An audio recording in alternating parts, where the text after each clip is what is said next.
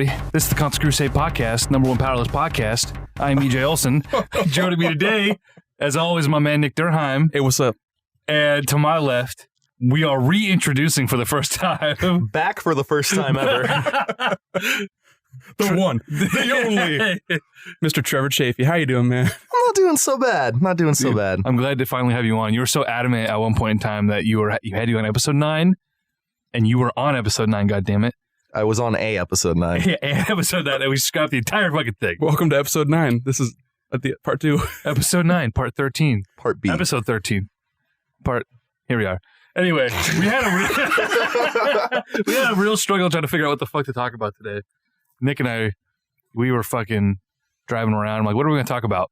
I don't know. Turn the fucking music up. And we picked Trevor up, and I said, Trevor, what are we talking about today? I don't know. Turn the fucking music up. But we finally settled on something. I still haven't decided what to call this because I can't remember what generation it is. It's not Generation 6. When 6, video 4, games 5? transitioned to 3D, polygonal. Yeah. Polygonal video game generation is post 16-bit era. So you're talking about the Sega CD? No one talks about the Sega CD. Yeah, you know, PlayStation 1 and 64. I'm not leaving anything out, am I, that we care about? Did any of you guys have a Saturn? I had a Dreamcast. I mean, That's PS2 era. yeah, Is it though? It is.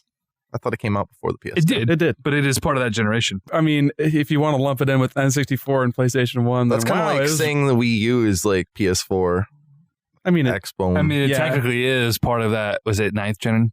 who fucking 8th cares? gen? I Jesus. care! I mean, it's the sequel to the Wii. Yeah. Well, anyway, I don't know what we're going to actually, how we're going to get into this. What we're going to break this down. Is it going to be a history lesson? Is it going to be our memories? Is it going to be a little bit of everything? I feel like better spoken and better versed people can talk to people about N64, PlayStation, and maybe Saturn if you really want to get into Fuck it. the Saturn. But I'd rather just hear about what you guys had growing up.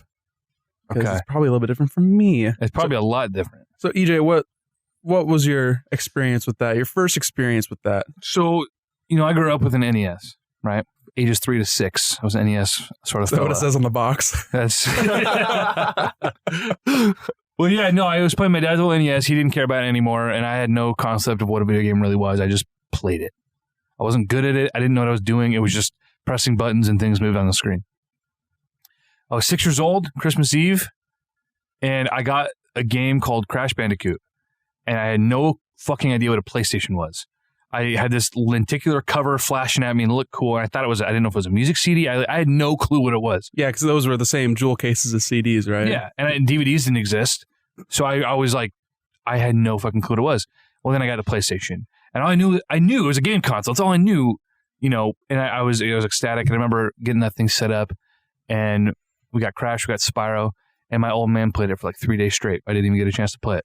What a fucking dick. Yeah, it was like his first experience with a video game console since he bought his Classic NES. Yeah, so, but yeah, no, I was a PlayStation kid growing up. I didn't even get an N64 until I was like, I don't know. A man grown. Well, no, I was in 7th grade. I don't know how old I would have been, 11, 12. And so my only experience with the N64 was playing at your house growing up because you had the 64. Yeah, I didn't get it right away because I got a Super Nintendo kind of late in its lifespan. I think I got it in like 95, so a year before N64. So I think I didn't get an N64 till 98, I would think. God, you're young.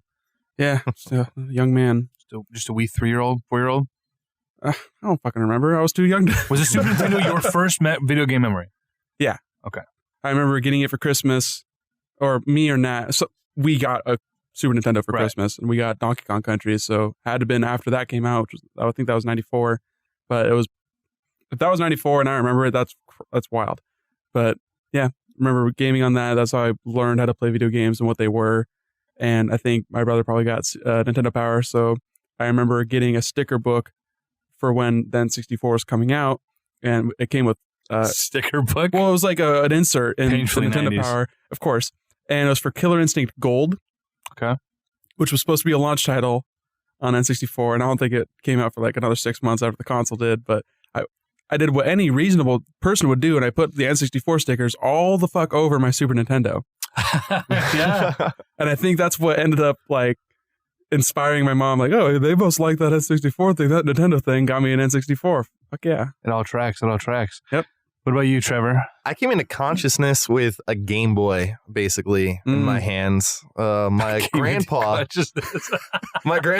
had a Game Boy, and I was always just checking that shit out. And OG Big Fat Boy? OG Big Fat Boy. And you can hardly reach the buttons with your tiny little paws. Oh, barely at all. Trevor's always had man hands, okay? Actually, that's not far from the truth. DK hands. Reggie Fils-Aimé. Pause. My body's ready. As soon as I started jacking it too much, though, my parents took the hint. Jacking it with my big hands. Oh, no. This took a dark turn, guys. I don't know how we ended up here. Oh, it gets better. Trevor masturbates, everybody. It gets better. No. Yeah, so I got a Game Boy. Funny story back onto the jacking it thing, though. Oh, my God. Welcome to the Crusade podcast. It just fits thematically. So I put my fingers in a blender when I was like 3. That's nothing. But I had to have my hand put in like a cast after they put the fingers back together. Fucking hyperbaric chamber. And the male nurse remarked that he would make sure I was able to hold the Game Boy. And sure enough, I was able to hold the Game Boy. There's a nice little slot. Is that what you call your penis?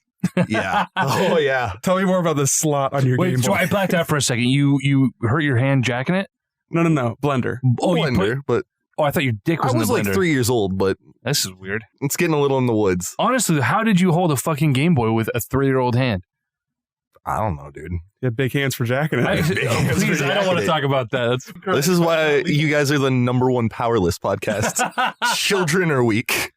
With Trevor here, we have #1 penisless podcast, apparently. Whoa. With a weird blender accident. Okay, all right. So Game Boy was your first Game Boy, first console. We haven't even got to the PlayStation yet. Jesus. Console. But yeah, I had the Game Boy, played that a lot.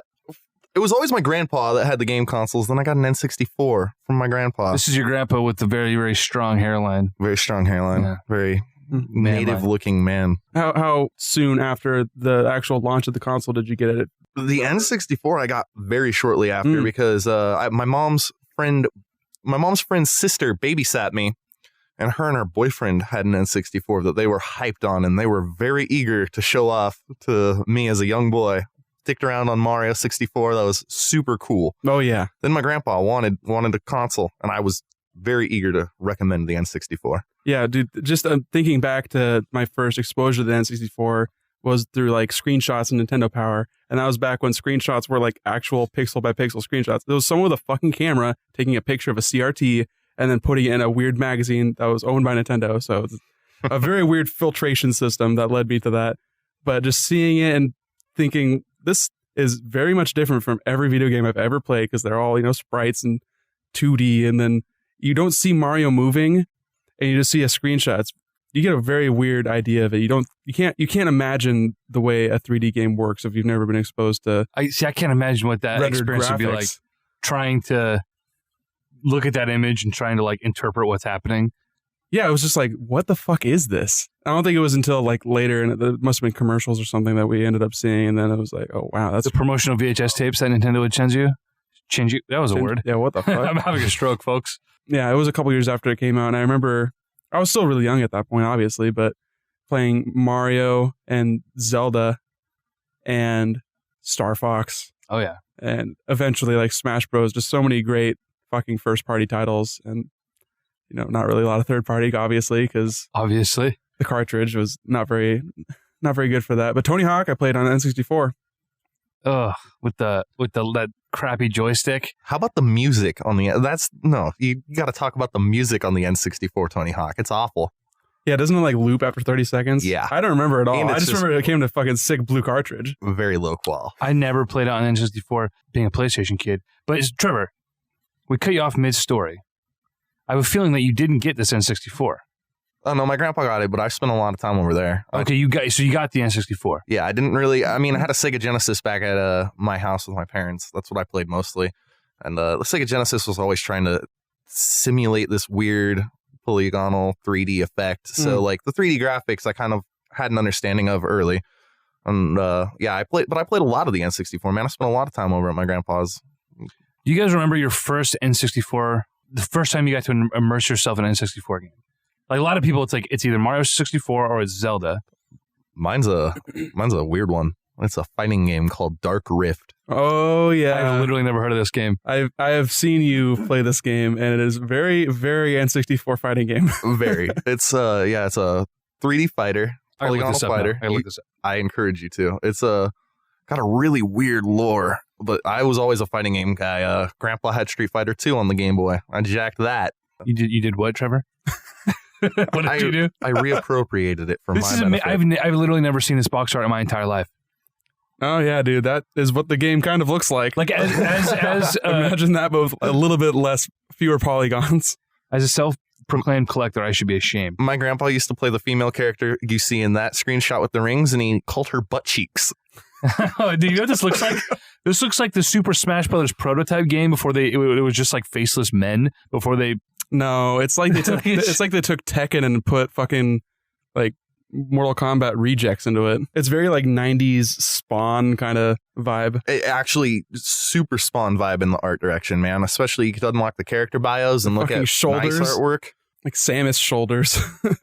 That was that, and then Cruising USA Lamborghini or some shit like that. Yeah, I remember the cruising Lamborghini games. Cruisers. You know, those games like in the arcade, those games were awesome. Mm-hmm. You actually, with the power of the arcade, It was like you were there. right? And then in the USA. in the USA, believe it or not. But then having a steering wheel and everything, the ports were really Bad. They Go were, ahead and just say it. Yeah, I was trying to find a more graceful way to say it. Yeah, they were. It was not great, but as a kid, it was like.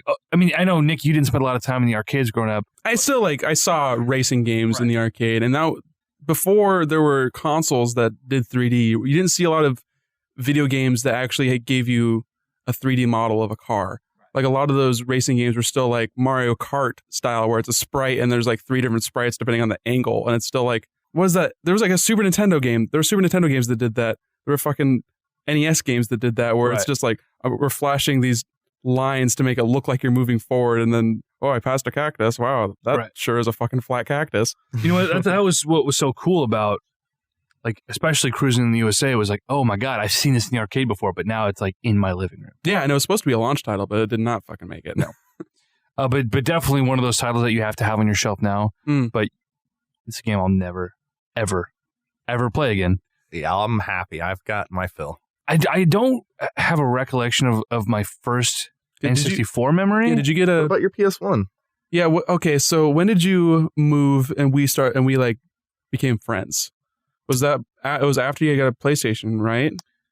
Or was it before you had a PlayStation? I can't remember a time going over to your place and the downstairs. I can't remember a time you not having a PlayStation. It was. I got it. I think I got the PlayStation. I was in first grade, and it was sometime in the first grade that you and I became friends. So yeah, I believe.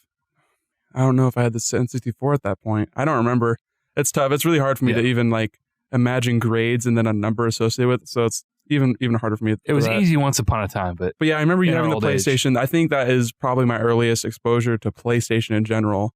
Because at that point, I wasn't like, oh man, this controller sucks. Why is the controller like this? Why is the stick in the middle? It was just like, oh, that's just the controller. Right. You didn't complain about that kind of shit when you were a little kid. You're like, why does this game take forever? Why does it punish me with instant deaths? You don't fucking think about that in your kids. Like, that's just what the game is. It's just what it is, and you know nothing else. Right. So, like, I didn't have that kind of comparison. It's like, oh, you have a PlayStation. That's cool. I got an N64. That's also cool. This is all cool. Games are cool. We just had games. Like I said, I got Crash 2. I got Spyro 1. Mm-hmm. I don't want to say there was a third game, but I don't remember what it is. All I remember is you having Pod Racer. That was my first exposure to Pod Racer. I honestly don't have any memory of owning the pod racing game on PlayStation. I just remember playing it with you. Did we play it maybe on PC with like the joysticks? Maybe I had a joystick configuration. Maybe, because I never owned it. And I don't know really many other people that had an N64 when I was a kid. Pod Racer, that's a game that we'd come over to Trevor's fucking garage, dude. Kick it in the zone. Watch Sam just go dumb. Oh, we broke it, dude. We got in the debug menu on that shit. Really? Yeah, never had done that as a kid, but that game you can. Were you trying to make do it too dirty? Irredeemable. Cartridge tilt shit too? Or is that just other games? Oh no, we cartridge tilted everything. Once we found out that was a thing, we cartridge tilted everything, and most games hated it. Oh yeah, it was. It never turned on again after that. You guys both obviously had tons of memories with the 64 growing up. But Trevor, you said earlier that you spent a lot of time with the PlayStation 1. Mm-hmm. Was that early years, or was this like creeping up like past a post PS2 era? Oh, it's both. My cousin, who I spent a lot of time with as a young boy, had the PlayStation 1 and not the N64 for a minute. He always referred to it as the Sony. It was adorable. You know what? There was always that one weird kid in elementary school who called it. I remember. Sorry, I have to get tangential for just a second. I played YMCA basketball for like 8 years or 6 years or something, and there was this kid. I shit you not. We're in the middle of a game against these kids we don't know, and this kid was guarding me. And every time he'd come up to me to guard me, he would say, "I have a Sony. My dad bought me a Sony." And he would run off, and we'd reconverge, and he'd guard me, and he would have something else to say about his Sony. And I didn't know at the time what a Sony was. I had no clue what he was talking about. And I just remember after the game being like, that kid was saying some weird things to me. I had no clue. And then later I find out, because a kid, Ryan, in my class, also referred to it as a Sony. And I said, what is a Sony? Because I thought it was some fangled new thing. It's a fucking PlayStation. Yeah, man. Blew my mind. They're trying to apply the Nintendo logic to the Sony PlayStation. Quick question to you, Trevor, though. Did your cousin ever play YMCA basketball? Oh, wow. Yo, I think maybe. No, stop it. Stop it. All right, pull up Facebook and go to, I think I know this cousin. How many would that be? Because Trevor's cousin was the one yipping on the fucking court. I got a Sony. My dad bought me a Sony.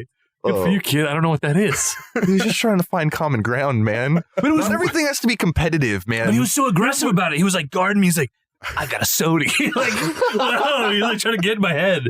Like this rich kid's trying to fuck me up right now. Next time you're at a basketball game, Trevor, I want you to just go up to any random person. Like, it doesn't have to be a competition. If they work together, they could put that basketball into the hoop a lot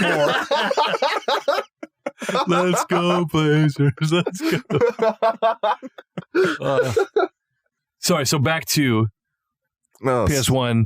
The Sony. And because, so you grew up with the N64, but then you later transitioned to the PS1. Was that just a byproduct of like, backwards compatibility? No, as I had very few other options. Well, I know those feels. I really enjoyed playing my cousin's PlayStation 1. There's a few games that are mystifying because I was only able to play them at his place. Toy Story comes to mind. That the PlayStation 1 Toy Story game, if you have not played it, it holds up actually. Was there an N64 one also that people... I don't remember if there's an N64 version. I know there's an N64 Toy Story game. Okay. I don't know if I ever played the Buzz first one. Lightyear, actually, I think. It's technically a Buzz Lightyear game. There was a Toy Story 2 game with Zurg in it. I remember playing that. I think that might be the one I'm thinking of. There's also a Bugs Life game I remember playing on PlayStation. All these weird licensed like action platformers. Mm-hmm. Yeah. The Toy Story one, I don't own that. Thanks for reminding me. I got to make a note of that so I can go eBay that later. Absolutely. It's a fun one. Fun little action platformer. That one was, mystifying. And as a young boy, I guess I got into some weeb shit, and not a lot of weeb shit on the N64. Not a lot of JRPGs. Mm-hmm. Yeah, Squared was Toy Story 2, Buzz Lightyear to the rescue. Sick game. There we Sick go. Dank. That's the one. Sorry, Nick. I'm just Square. Wasn't homies with Nintendo. No, after anymore. they decided to go Nintendo's dead to me. Sony's my best friend now. Well, it came down solely to the use of cartridges versus... Oh, that's why there's so many great CD. games on the Sega Saturn, which used a CD. Well, I'm sure... Fucking wrecked, bitch. Ahead of its time, maybe? Got me. No, I imagine that there were plenty of other back-end issues that prevented that from being, easily developable. But developable? Developable, yes. That Was that commonly proper? used word. Was that proper? Sure. Am I right, though? Am I right? I don't know. Developable. Developable. Trevor, help me. I don't know. I'm just saying words now. I don't know how to get you out of this hole. Okay, so I will say that it probably wasn't a great environment to develop in. Right, so Great it wasn't very platform. developable. Developable. That's what you're saying. No, I mean, just from hearsay, the only thing I really know about the Saturn is that it was trying to be basically an arcade machine at home. So it was really easy for arcade games to be ported to the Saturn, which is why you get a lot of shmups and a lot of those like first-party fighting games like Virtua Fighter and what other one. I always say as a consumer of the time, I do remember my parents in particular, I think the Saturn was far away from everyone's mind because they made too many add-ons to the Sega Genesis, and it became really hard to track where Sega was in the market at a certain point in the 90s. Yeah, because there was the Sega CD add-on, which they supported for like a year before they put out the 32X. The 32X was also on there. Yeah, the Genesis was had a weird... Sega was trying to play weird catch-up at that point, yeah. So. Which, it's because the Genesis came out 2 years before the Super Nintendo. The Genesis was the NES's rival. That was their answer to the NES. And then and it blew the NES out of the water. So Nintendo had to respond. They did this sort of leapfrog thing, but instead of coming back with the next gen quote unquote console, Sega was it actually kept doing 2 the whole add-ons. years, or was it like a year and a half, like a weird middle ground? I'm pretty sure it was like I want to say it was almost 2 full years. Yeah, Because that was And 91 in US, the Genesis release. Super Nintendo. Oh. Yeah, I want to say, let's look it up. We can fact check. We have the ability. The internet. It exists. The book of the internet. knowledge. So I still am looking at screenshots of Buzz Lightyear the Rescue here. Close that Dark Rift tab. Close that Blender tab. God damn it. But I mean, you were talking about earlier, like your first exposures to consoles, and my first memory with an N64 was going over to a friend's house.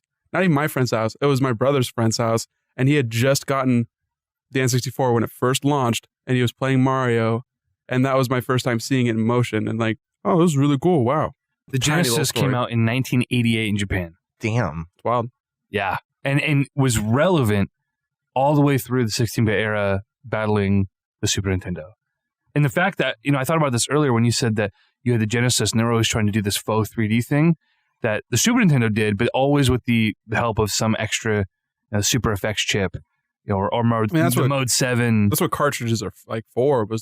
That's why it was so cool, is because you could put additional hardware without Right. having to buy a new console. Did the Genesis ever implement Oh yeah, stuff and like Knuckles. Come on, Mm-hmm. that? Oh, really?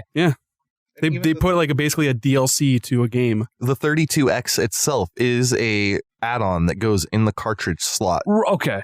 Really? Yeah. See, I don't know anything about Sega. Really bizarre. Nothing. I played Echo the Dolphin as a 4-year-old, and that's it. So I don't know anything. It got ugly, especially when you attached all that shit together. If you had an OG Sega Genesis and you had the Sega CD add-on and the 32X add-on, and you had a game for some goddamn reason that was a 32X game that came with a Sega CD-ROM for sound, Jesus Christ. you could not open the disc door on the Sega CD with an OG Sega without taking off the 32X add-on. And don't even get me started. That is on super the- janky. Yeah, ends up looking like a Whopper made out of VHS tapes. Yeah. Okay. Back to my cell phone here. I need to find out what this looks like. This is the...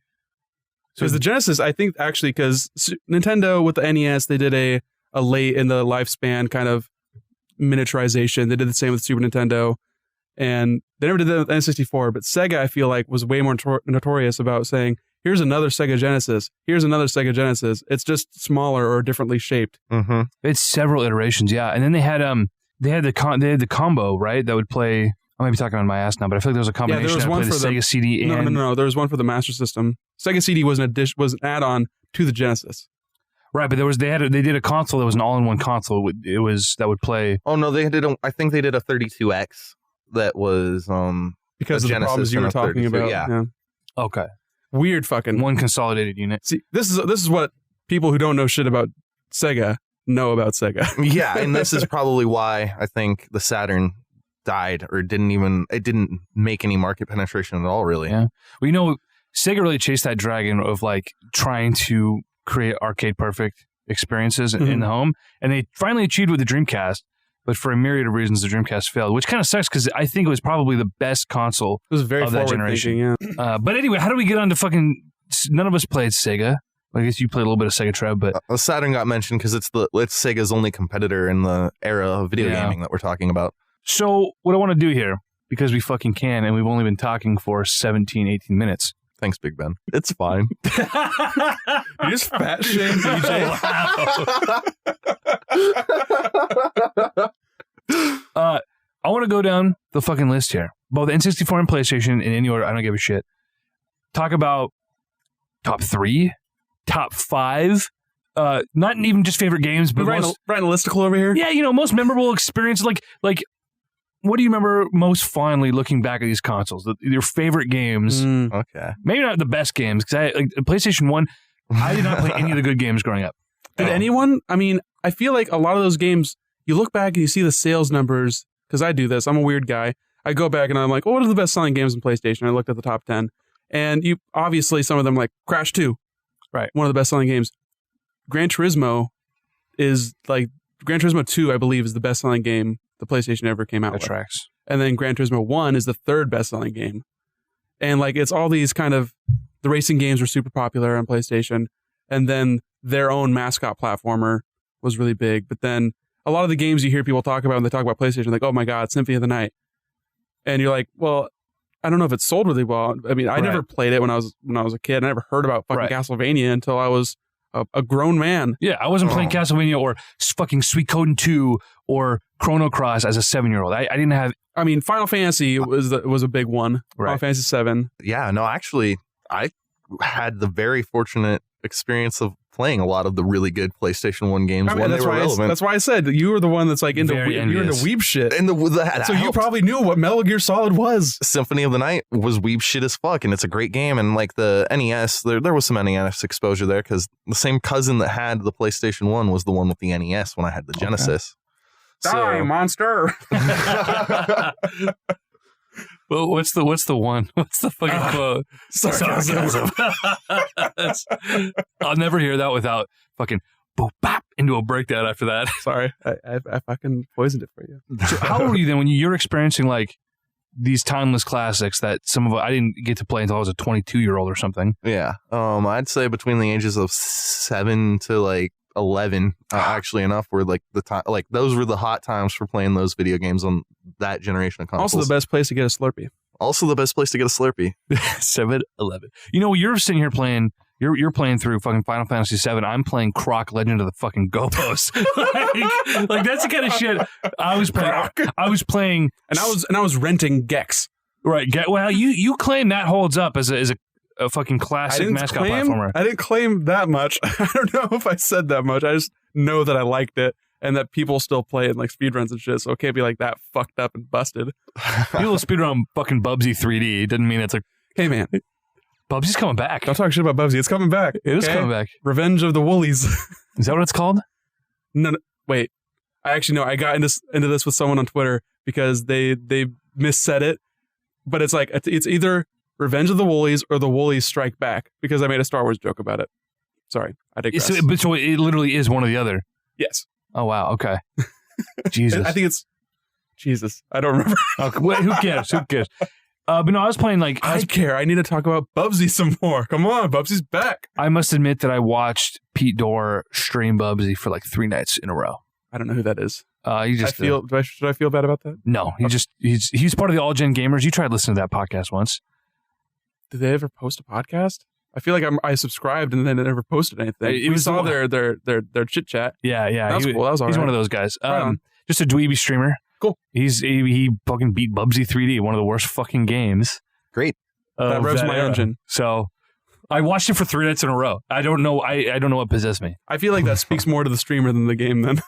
No, I got 2 games a year, maybe 3 games a year, birthday, Christmas, and then like if I was lucky, I'd get one when school got out, right? Keep me busy for the summer. And inevitably it was something, it was fucking SpongeBob, or it was, I remember having there was like a Stuart Little adaptation. That might have been Game Boy. You didn't play a SpongeBob game on the PS1? No, I know. I definitely done like the GameCube. I think we just talked about this on a podcast, Nick. But that's the kind of crap that my mom would buy because it was cheap, and it was like, oh, my kid likes so and so. So I didn't get it.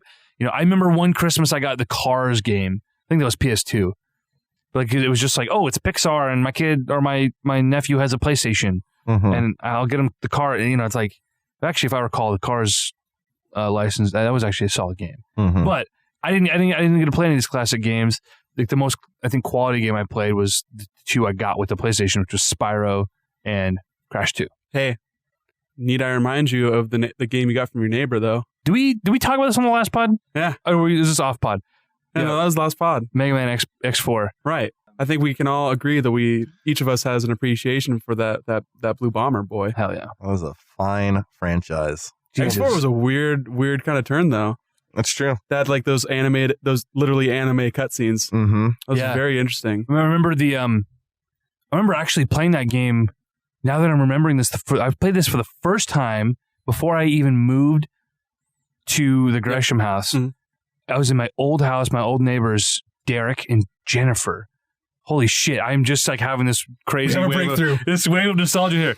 He was playing it and he was watching the first cutscene where X says something to Colonel. It's, I don't know, but I remember reading it out loud and saying colonel. And he said, no, that word is colonel. And I said, no, it's not. It's colonel. And I remember arguing with this kid who was maybe 2 or 3 years older than me that And I was so young. Oh my God, that's crazy. I think I'm pretty that sure was the first time I heard the word kernel. I think that might be the first time I saw the word kernel spelled out. Yeah, wow. Mine was from a Clue board game, I think. Yeah, I think that's Kernel Mustard. Yeah. That makes I a lot of never sense. played Clue when I was a kid. My parents loved me. I had Harry Potter Clue. Oh, My dude. parents love me. Wow. It wasn't actually the board game. It was a CD-ROM of the board game that came out of a cereal box. Okay, I was about to say, was it like an FMV game from the movie Clue? Dude, I think we brought this up on the last pod too. We need to do a pod just dedicated strictly to Our own podcasts? What podcast should we do in HD? We've got We're just reading the script. so bad. We have 14 episodes. We're gonna go deep dive into our own back catalog. We could do a great episode on just like episodes we did that never got published. No. Great, ones where we only have my voice recorded because for whatever reason. No, I totally lost my train of thought. Well, sorry. Oh, deep dive on like software, legitimate games you got in the back of cereal packages. And I think the most iconic one I can think of was the Captain Crunch RPG. Absolutely. But there was all sorts of software you could get coming in the back of a cereal box. Yeah, I feel like I got a Bug's Life demo. Right. All sorts of weird shit. It was mostly like movie tie-in games and then the demos for them. Right. Well, we're way off track here. I want to go like top 3, top 5, some of the most iconic memories you have of these systems. I want to start with the N64. All right, because that seems to be, for you two, the earliest of this era. Yeah, and all my PlayStation experiences were from being at a friend's house or playing PlayStation games on my PS2 when I eventually got one. Sure, which that's fine. But I mean, we don't have to stick to the era here. Okay, so here's my one PlayStation game I played on PS2. Okay. Fucking Tony Hawk 2, which I think also came out on PS2, but we had the PlayStation version because it was cheaper. Wait, did it? Tony Hawk 2 never had No, a actually, proper I'm pretty PS2 sure that was release. only PS1 stuff. I want to say it was. Okay. Yeah. I thought it might have been in that weird bleed Right. over period because fucking PlayStation sold a shit ton. So, Dude, if you guys come down to Eugene next week, like, can we just sit and We just gonna hawk it retro up, game it bro? up all? Yeah, dude, please. hawk it up, bro. So what I need to do is find out. Was there even more than 2 players? Well, that's the thing. I need to find out. As I'm spitting all over the fucking wool condom on my microphone right now. They call that a hat. it is a little behind the scenes for That's you. a Canadian condom. So check it out. Let me just. Sorry, don't want to get you pregnant, eh? That's terrible. So you don't get AIDS. That's terrible. So check it out. I'm up from Eugene, where I live. We got great healthcare for that, eh? You guys just can't. Sorry. The kids. So anyway, I'm up from Eugene. I'm in Portland right now, where these boys live. I think these fools are coming down to me next week. But what we had to do to do this last minute live pod, live in person, I'm actually looking at Nick's face right now. I'm looking at Trevor's beard right now. We had to borrow 2 microphones from a couple of buddies, and Nick's the only one sitting here. Who are those buddies? From the hills? the fucking Elephant in the Room podcast, Max Montgomery and Andrew Chavez. We borrowed their mics because Nick's the only one with a fucking pop filter and a windscreen. I'm going to sound the best out of all of us. I mean, or the worst. That might be true. Trevor and I literally have wool hats completely sleeving these microphones. And they're large microphones. If you guys know what the Blue Yeti mics, they stand up on these goofy little stands. Quite literally just a fucking wool condom. I want to take it off now, but I shouldn't do that. It'd be very fuzzy sounding. Yeah, I'm curious how this is going to actually turn out once I do post. But let's finally get to the shit. I'm going to start with you, Trevor. Fucking top 3, top 5, top 9. I don't give a shit. Are we going to go round robin? Am I going to do the whole list? Games are like memories, feels, overall. Whatever the fuck you want. But some of your favorite, because I have a list of... I'll start with N64. I do. Like I have a list of like my favorite games, but that might not necessarily be my favorite memories or the games that those memories are centered around. So, yeah. So whatever we want. PlayStation came out first, but I think for all of us, our earliest memory of that generation is the N64 then. Right? Because you were talking Not about... for me. Not for you? Okay. PlayStation was my first memory of that generation. You still never even said what game you hopped in on when he finally seized that from your dad. Oh, Spyro. Oh, yeah. Yeah. I remember vividly sitting on the floor watching him. Spyro 1? Yes, the first Spyro. Him trying to, not knowing how to navigate a 3D space any more than I would have known, but him trying to figure it out. And we, we had the updated DualShocks with the thumbsticks. Right. I actually... Post Ape Escape. Right. It wasn't... When I finally saw the original PlayStation controller... They look so weird without it. Holy shit! They look nude. They're like eunuch. It's fucking PlayStation controllers. Very off-putting. But I'd never seen one until it was middle school before I finally saw one. I can't imagine playing Spyro without the fucking thumbsticks. No, totally. But everyone always attributed Nintendo. They were the ones who invented the fucking joystick. I mean, they popularized it, yeah. And the joystick we know today and implemented it in obviously a 3D game. I'm like, no, that was PlayStation. I played Spyro. I had the DualShock. But what did I know? Right. You were just good. That was your first experience with it. So anyway, N64, Trev. All right. Well, as far as memories go, the night my grandpa picked it up, got back from Toys R Us, and we got it all plugged in and started up, played Dark Rift. And I remember being the only one who could do super moves. And I couldn't explain. Got an next Evo champ here?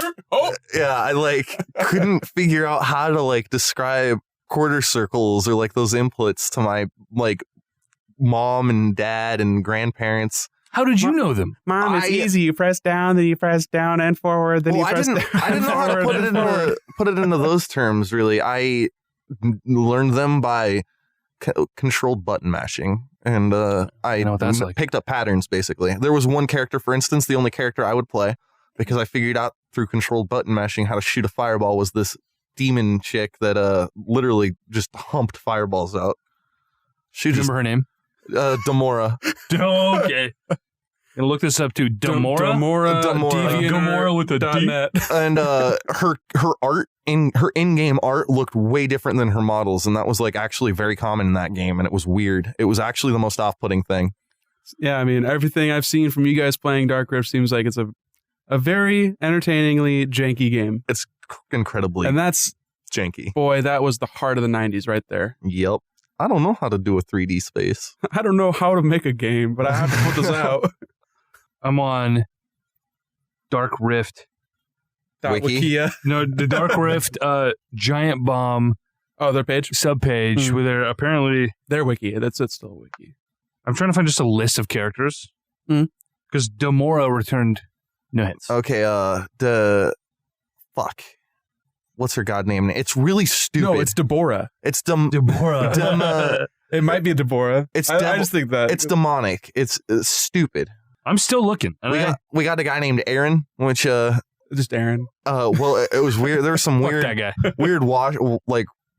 I want to call it whitewashing because his alt costume was what was in most of the artwork, but when his primary costume when he selected him was a black guy.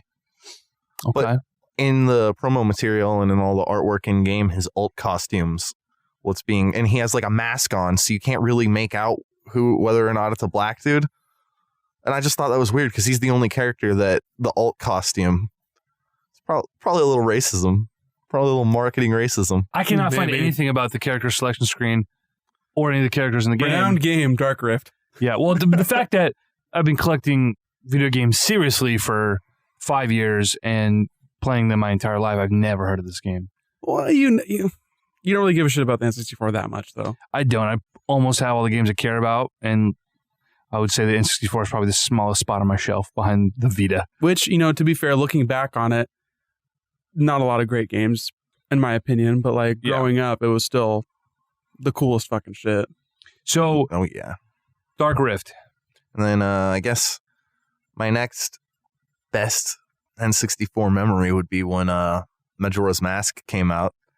And you were an Ocarina of Time guy. Oh, I had Ocarina of Time, but that was more.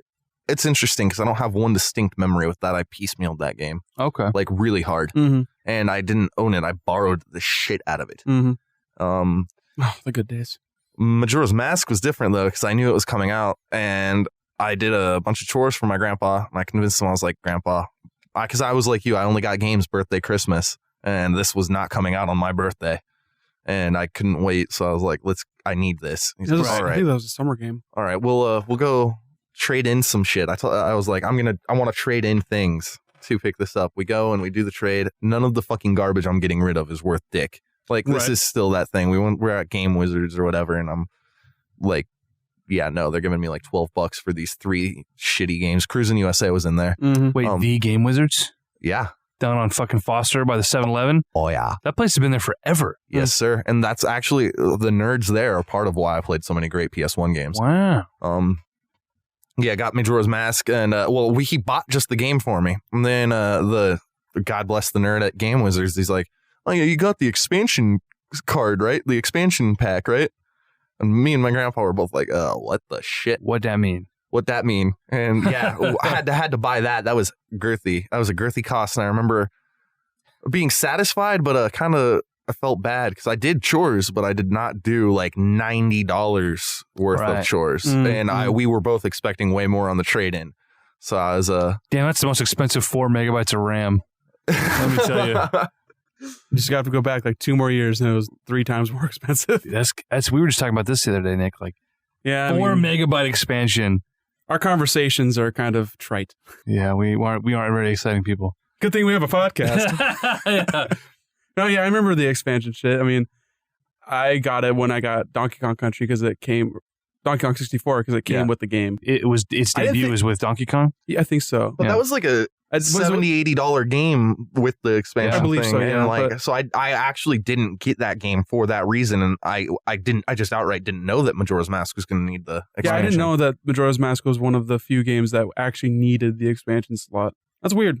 It doesn't seem like a game that really needs much more than Ocarina of Time did. I wonder what they used it on. Well, for one, Link is he has a lot more polygons. The Kid Link in Majora's Mask has a higher polygon count. They used all those polygons to finally give his holster for his sword a strap. a fucking strap. Yeah, dude. Before it was just Velcroed on. And the world overall, I believe, has more polygons than this is a very Ocarina short of list. Time did. DK64, single player mode of Perfect Dark, multiplayer mode of StarCraft 64, which is amazing that StarCraft got an iteration on. on. A lot of really weird like PC games that came out on Super Nintendo and N64. There's one other big one that came to. Oh God, why is this in my Doom mind? 64.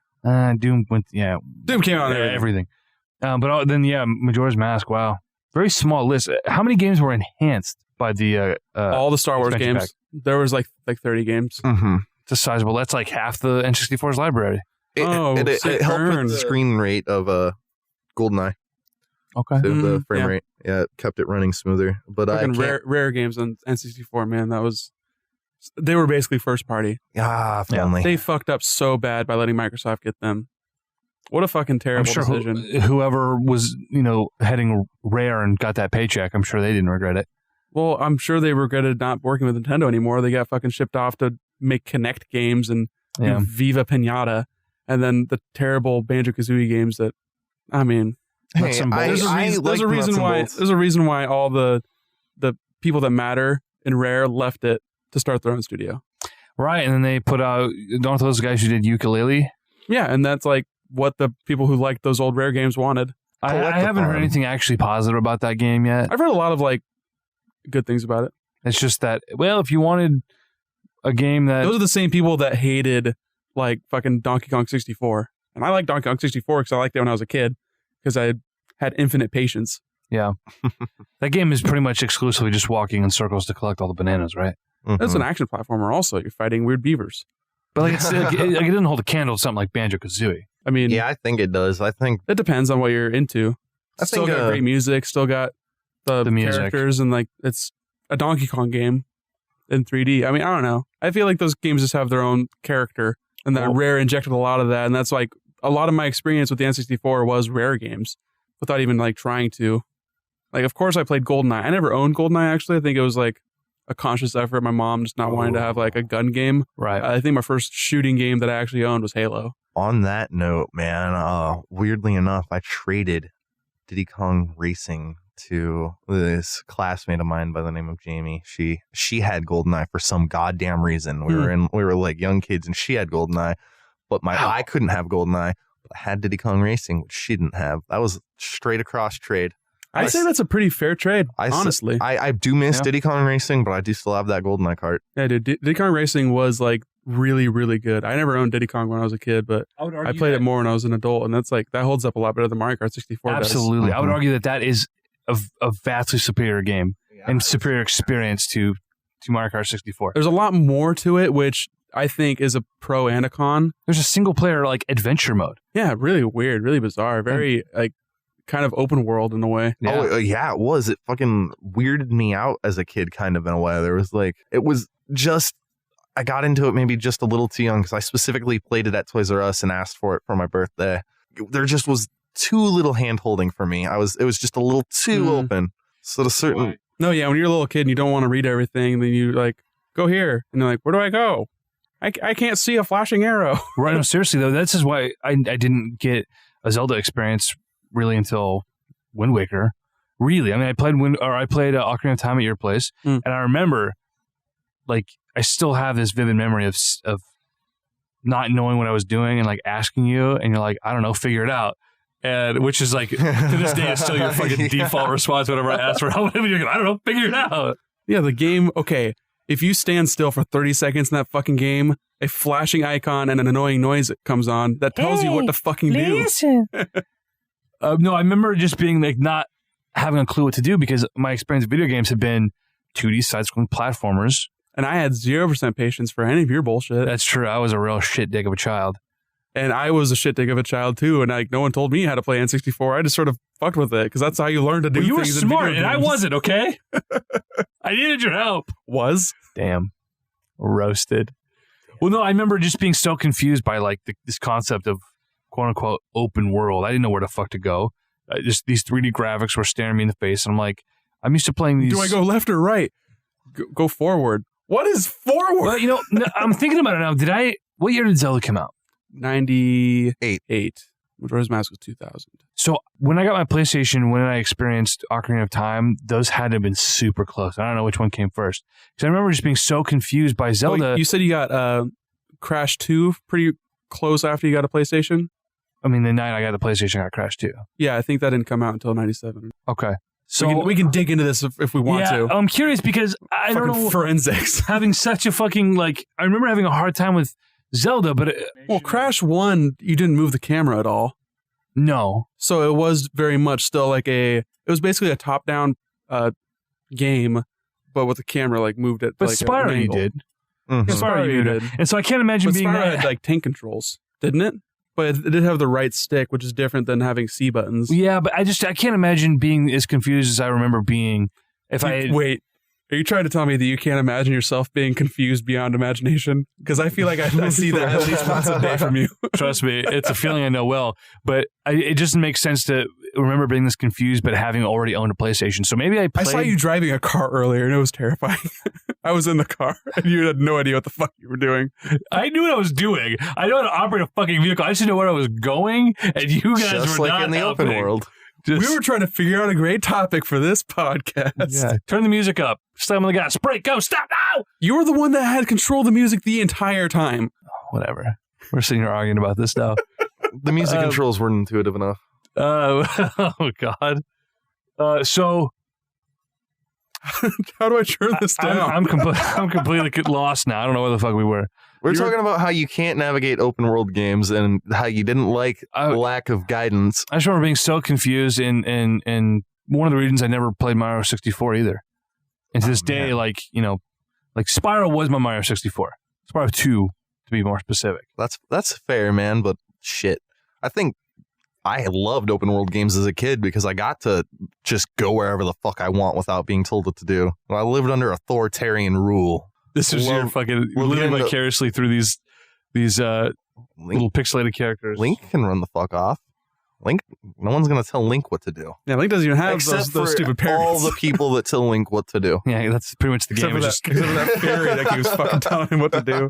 It was. I mean, Zelda is just basically just a long series of like just walking from one person to the next. Everyone thinks Link is like just this Isn't great that hero. like a lot of video games? Isn't it like every RPG? Whoa. Don't you love Skyrim? Whoa. Dude, Skyrim, I spent way more time killing innocent animals and just like decorating my home than I did doing anything in that game. You can do that with Zelda too. Except you're chopping down grass to fucking get rupees. That was one Or finding Skulltulas to make these weird cursed people turn back into humans. Really, and that's very Cronenberg horror crazy shit in that game. When I was a little boy, I couldn't fight the first boss in Zelda. It scared me too much.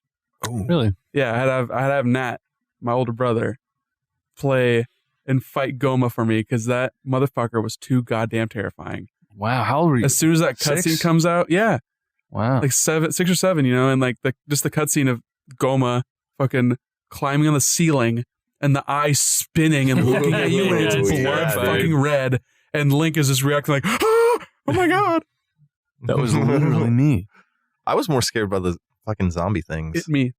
Yeah, but you didn't get those until later. Yeah, the redeads weren't until you're an adult. That wasn't. Those were what scared me though, and so that and the fucking sound effect, and you freeze and you can't fucking move.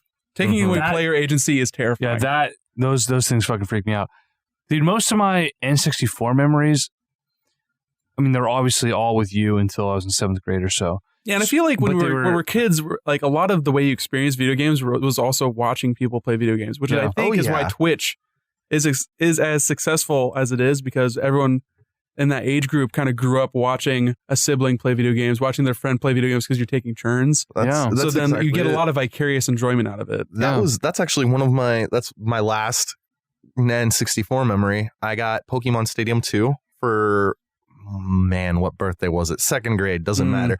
Had all the boys over. We're cracking open cold ones all day. Fucking High C. Fucking High C. Fucking Capri Suns. The original cracking open a cold one. Stabbing open a cold one with the bros. What were the ones with the little twist tops? What are those called? Squeeze-Its. Yeah, the Squeeze-Its. Motherfucking Squeeze-Its. You get like 3 full fucking ounces of those sugar syrup. God damn it. Those are basically hummingbird feeders for children. So you were drinking out of hummingbird feeders. And we were just all gacked up playing Pokemon, taking turns battling out with those level 50 presets. Oh fuck yeah! It was sick. Opened up the presents. It was weird because we all these little kids were here and we were not eager to eat our cake. We just wanted to put in Pokemon Stadium 2 because I think I was one of the dudes to get it. Pokemon Stadium, like now we take it as it's just fucking dinky little novelty, right? But the thing about those games that was so cool was not only could you pop your cartridge in the back of the Game Boy, what was the adapter called? Little reader, the game pack, whatever. Just pop your game in, and like the Pokemon that you spent all your time training, popping them into Pokemon Stadium, and like there they are, and getting to see them. The thing is, the Pokemon looked really not good. But in red and blue, the sprites were pretty ugly. Oh yeah, and especially if. In America, where we got the show before the video game, the representation of the Pokemon kind of is a little underwhelming at certain points. If you ever want to feel good about yourself, though, go back and look at the sprites from Red and Green. The original. Oh, yeah. A lot of them were really, really gross looking. Our Red and Blue was Japan's like yellow. Or, you know what I mean? Like they got Red and Blue as the special edition the way we got yellow as a special edition. Yeah. And that was our first. Yeah, because the green version, I remember getting, as a 6 or 7-year-old, my Uncle Ben setting up an emulator for me and playing through Pokemon Red. And I had this thirst to experience more Pokemon. And I remember seeing the realms for Pokemon Green. And I was like, oh, what's Pokemon Green? Well, I didn't know it was all in Japanese until we downloaded it. But yeah, I remember like thumbing through that first bit in Pallet Town, and like they are atrocious. you look at that and you wonder how a game like that took off, at least the first iteration. Although I'm a graphics whore, so I look at that and say there's no way I would have played that.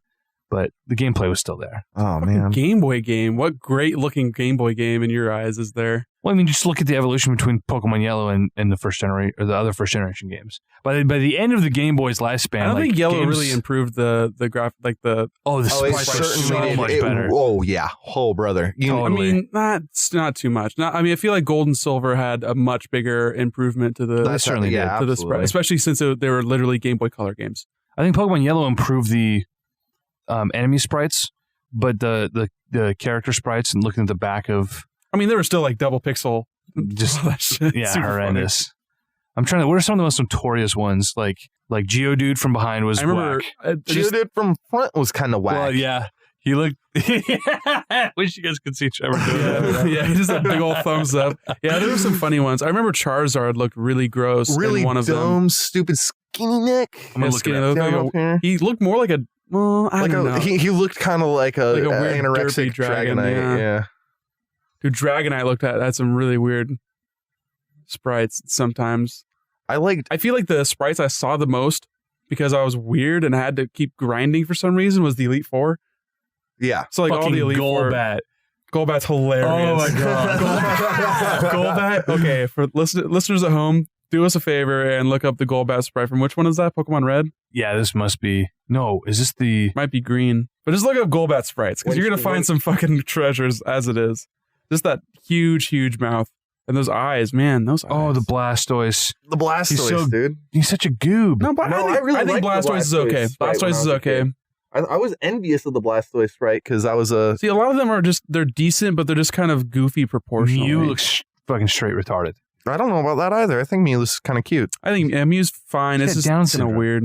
Dude, it's so easy You to can say have Down syndrome and still be cute, EJ. Fair enough. I wasn't implying otherwise. That's not true. He totally was. Oh, yeah. Some of the legendary birds looked kind of weird. I liked Haunter's sprite. Haunter looks really fucking cool. Articuno's always been beautiful. Yo, is this a Decidueye? Oh, someone demade a fucking Pokemon? That stuff geeks me Wow. out. I know it's like such a, it's inevitable when Too something many like this comes out.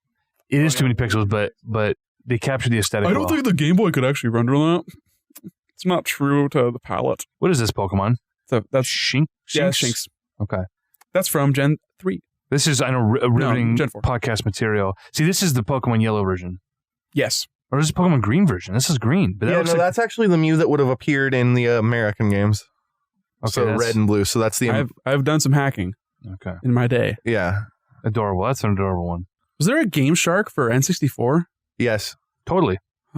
Several versions, actually, and the later ones you could actually connect via like a... Or was it still Game Genie at that time? No, it was game. There Game Shark, there Game was Shark. no. There was both. There was a Game Shark Was and a there? Game Genie. Because Still, that was like a generational kind of thing. I think. I feel like Game Shark, especially with that fucking 90s ass logo. I feel like that was mid 90s. yes, Game sir. Shark was later, definitely. So I remember there was like Game Genie stuff for Game Boy and Game Shark stuff for Game Boy, but I feel like Game Shark was a little bit more. There's more of it around. I knew more people with a Game Shark. I never owned one. I just like knew someone who did, and I remember I think they like hacked my. Like I started a new save of Silver, and I was like, "You should like let me get all the Pokemon." They're like, "Okay," so they gave me all the Pokemon. This isn't fun. There's a reason why Right. it's not super easy to get things in video games because it's the act of getting them that is the fun, not the having them. Right. I learned a very valuable lesson that day. Don't cheat in school, kids. The Game Shark. I actually still have a Game Shark. I don't have the nice new one. I sold the one that you hook up. You hook up and download codes from your PC. The internet? I'm trying to think of the type of cable that you. It's the big old. I can't remember the type of cable it's called, but it's like PS1 cable or some shit. right something. Like the old mouse and keyboard would use the circle one. No. It's like, it was like a big. It looked like a bigger VGA hookup, if I recall. Like a fucking 800 pin cable. Yeah. But the Game Sharks were sketchy because you put it in, you have to stack your game. The Game Sharks were also sketchy because not just that, they were known to catch fire. Really? Yeah, mine actually did that. Holy fucking shit! Yeah, they. I don't know why. Drew too much voltage. That must be it. That must be Something like it. that. Yeah, 'Cause- I could imagine it. Better it catch on fire than your game system. Yeah. But I mean, if it's attached to your game system, kind of shit all It's all going up in flames either way. Yeah, dude. That's I never heard about that. That makes a lot of sense though, because those were like some bootleg ass fucking hardware. building my no grandpa's quality control. house with that goddamn hot circuit board smell. Yep. Yeah. It's a good smell. A dusty motherboard. Smells like Dark Rift. Grandpa, what is that?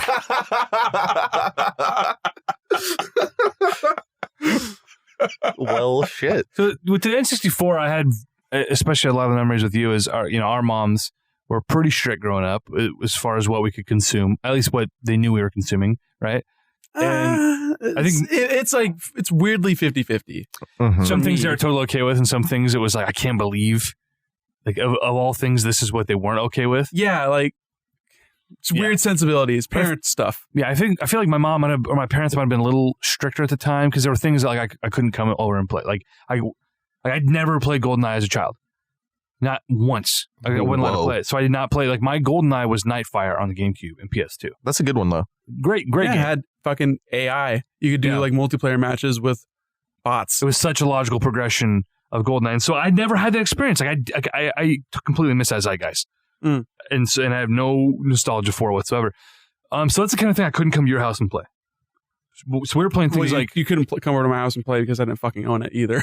okay, well that makes a lot of fucking sense. And we didn't even really play a lot of Smash Bros because I would always be the odd man out, being the youngest kid or being the youngest one there. I'm not sure we had a full I don't think you pack did. of controllers either. I don't think because you those did. were pretty expensive controllers. Yeah. But I remember always like watching other people playing Smash Bros. At your place. And so I have very little nostalgia for the N64 version of that game. I remember playing Pokemon Snap like a motherfucker at your place. Oh, great fucking game. Yeah. Still, and it's a game that like every year I'll go through, and that's like a 6-hour, taking your time and trying to 100% it. It's like run through it in a couple hours. And Get that one perfect shot of Mew at the very that's end. so hard to do. I try. You just can't fucking waste your shots, man. You gotta milk it. You gotta tease that Mew. Because there's like one spot where you have to like hit him. It's not a race, it's a marathon. It's literally a race though, because you've got like 2 minutes to hit Mew and strike a picture of him. Don't fucking rush it. You don't have time. You know how many times? Rush it. You know how many times that I Mew, you gotta get that fucking defenses. Got to get her defenses down, and then lure her into. You just assume Mew's gender.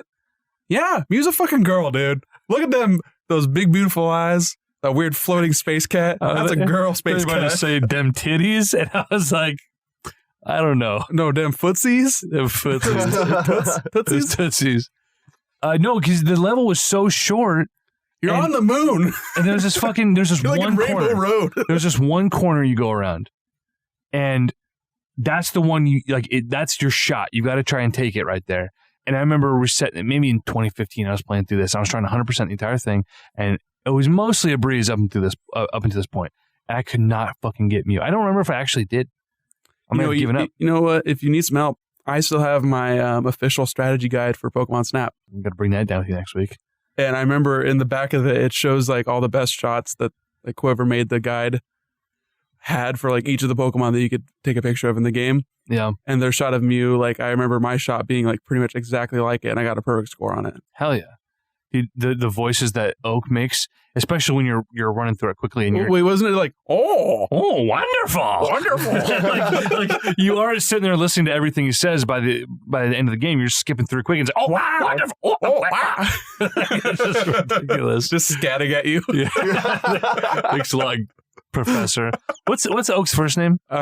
He has a first name, and it's Professor. Who is Oak's? Because it's his cousin or brother or whatever in Sun and Moon. Sun and Moon. I thought that was Oak, and I was so excited. I was like, Oak retired. No, but he's got like a mole. He's completely different. But I thought that was just Vacation Oak, dude. Yeah, He retired to the island. He's like living the party lifestyle. His brother's name is Vacation. His name is Professor. God damn it! Which is why he's wearing that sick Hawaiian shirt. Yeah, I honestly thought I geeked out thinking it was Oak until I realized, oh no, it's just fucking. It is Oak.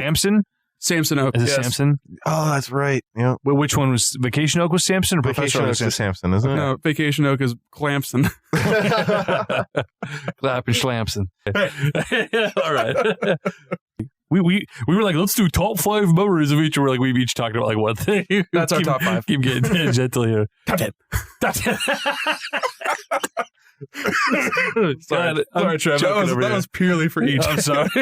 I'm fine with it. Oh my God. Are there any games that you feel like you missed out on growing up? From that generation? Yeah, and that you've tried to go back to? All the gems for PlayStation. But are there any that you specifically sat down and said, okay, I'm going to go try and play Symphony of the Night. I'm going to try and play. Well, I have no way to play Symphony of the Night. That's a really easy one to pick up. There's nothing. Yeah, but what am I going to play it on? PS1. I don't have a fucking PS1. So I have shit. Go to Goodwill, dude. I'm not going to get a PS1 info. They had $10 PS1s. I have 3 PS2s. I'll fucking give you a PS2 if you want to. Yeah, I'm going to hook that up to my fucking LCD TV. God damn it. We got to find this man a CRT. I know you're so I don't want a goddamn CRT. It's like a give a mouse a cookie situation. I've been telling you this for weeks. I'm not going to get a GameCube because then I have to get a CRT. And then it doesn't look good enough. I need a component cable. But the fucking first party one is so rare and it costs like $300. I'm not going to go down that fucking rabbit hole, for Christ's sake. Dude, imagine how fucking great it would be in your cozy little room right now. Imagine how great it would be if Sony could let you play PlayStation 1 games on your PS4. Then I might actually want to get a PS4. The only way I can get Symphony of the Night is if I dust off my 360 and fucking find a cable to hook it up to my goddamn TV. So what if I let you... I know about a game that... I'm going to get us back on topic. How about that? I'm sorry here. Okay. Symphony of the Night is on topic. Well, real quick though, I have a spare Xbox One. If I let you borrow that, will you play Symphony of the Night? That's a lot of... Dude, whoa. An Xbox One just to play a PS1 game. And that's the best game you can play on that Xbox One. Oh, He's true. not being hyperbolic, folks. I'm saying we'll make it happen. Trevor, Final save us. Fantasy 8.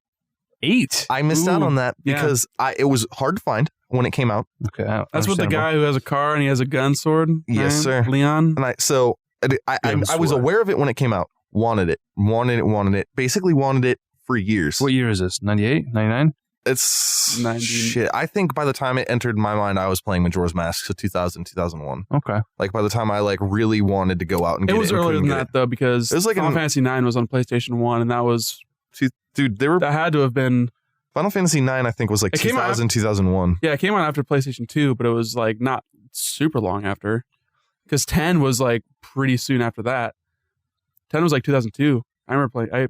I played the fuck out of 10. I played a lot of 10, played a lot of Yeah, 12. 8 was a weird kind of black sheep kind of game. A lot of people were like, they loved 7, but then 8 was too steampunky. I didn't get to play it until way down the road, and I feel like I missed out on it because I feel like as a kid, if I had gotten it when it came out and when You I probably was on my would mind, have loved it as a kid. I would have probably really enjoyed it, but it is a piece of shit, and it's really like impossible to enjoy. Yeah, it seems like one of those games that does not hold up well. Not at all. And even 7 holds up okay.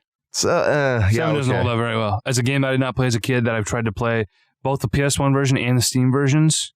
I think it holds up in the way that you expect a PlayStation game to play, and Sure. you have to have expectations, obviously, and just the way, so many people loved it for a reason, and it was cinematic, and that doesn't play as well now. But Yeah. a lot of like the cool, it was really quirky in Japanese, and that was like a lot of people's first kind of foray into that, like a really Japanese RPG.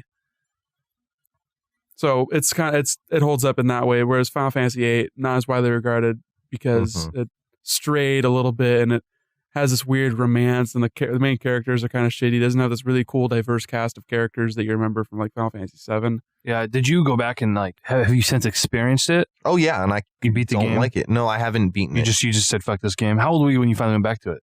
I think I finally got it when I was about 16, 17, and I picked it up at CD Game Exchange for not a lot of money. Yeah. Mhm. And Probably had that green spine. the green spine wasn't great. Was not super great. That greatest hits really lied to you, huh? Yeah, no Yeah. shit. Debut Sony. Did you were you a tactics guy back in the day on the PS1? Love Tactics. Okay. I never Absolutely loved played it. OG Tactics. I've Dude, only ever it's played so Tactics good. Advance. Yeah. And from what I understand, those are wildly different games. Oh, How yeah. crazy that it's such a cult classic like Final Fantasy Tactics has never had a console sequel in 20-some years. Actually several like DS games, I believe. That's because I think only the Game Boy Advance and then there was a PSP sequel. I think there was a DS one also. Really? I think so. I might be getting it. I I think might there be- wasn't a sequel on the DS to the Same with, Tactics like, Advance. Crystal Chronicles got like a DS game and a Wii game. I don't think that they'll do That's that weird. because what is it? It's the director. Well, no, it's Different director. I don't think he's doing games much. Or that market. Well, for one, Square Enix is just they've got their fucking fingers in a lot of pies. yeah, they're in a weird spot just as a publisher. And what's that Guys. goddamn game everyone loves? Final Fire Emblem. Fire Emblem basically is taken like a lot of what people like, a lot of the audience, I think, that would otherwise be on Final Fantasy Tactics. I are all totally- hung up on. Yeah, but Tactics agree. had a very different look at that kind of system with their like the job system Mhm. is very different from having like weapons in Fire Emblem. So I can agree, but I think they can coexist. It's just that I don't know if they can coexist now. The strategy, but it's also RPGs are weird. Japanese business, dude. They don't think of it that way. Where Right? It's a there's enough global distance. market, but they're not global companies. They are Mhm. global companies, but they only care about the Japanese audience. So you guys were right, and I have never heard of this in my life. And I'm playing footsie with someone here. Final Fantasy Tactics A2 Grimoire of the Rift, and there's like two different covers. There's like a variant. Okay, I see that.